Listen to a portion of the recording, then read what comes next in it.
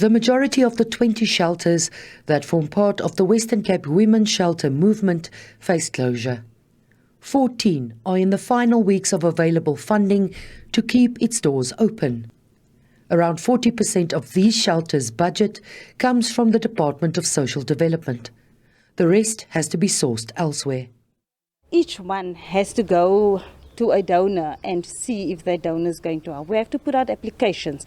And then, for instance, the National Lotteries Commission so boldly declared the other day that the applications are closed for the year. And they had so many and so many were declined. So where do we go? We actually just need to send out proposals to whoever we can and hope and pray for the best. Many women and children arrive at shelters with only the clothes on their backs.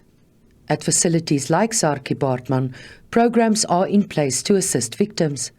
In its 23 years of operation, it's assisted over 260,000 people. However, it operates at a deficit of 500,000 rand a month just to offer the most necessary services.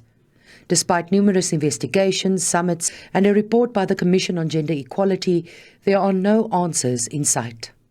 They concluded that shelters in South Africa were in a state of crisis when it came to their funding. And there were very many different recommendations that were made to different government departments on how we can actually address the funding deficit. Since then, nothing has changed. In fact, we're in a worse situation at the moment with the economic crisis, rising costs, and donor fatigue. Our donors themselves are saying that they don't have the wherewithal that they had 3 years ago to actually support us. So that's where the private sector becomes a critical component of actually addressing GBV. A call to the private sector has now been made to step in and assist with funding for all these shelters, and once more for government to play its part.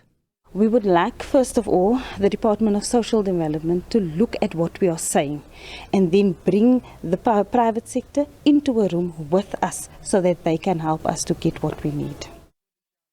The Women's Shelter movement says while the country is preparing for festivities, each of its facilities is preparing for an onslaught of people in crisis. And it expressed hope that enough funding will be found to ensure there is indeed a place of safety to help. Mariska Botha, SABC News, Cape Town.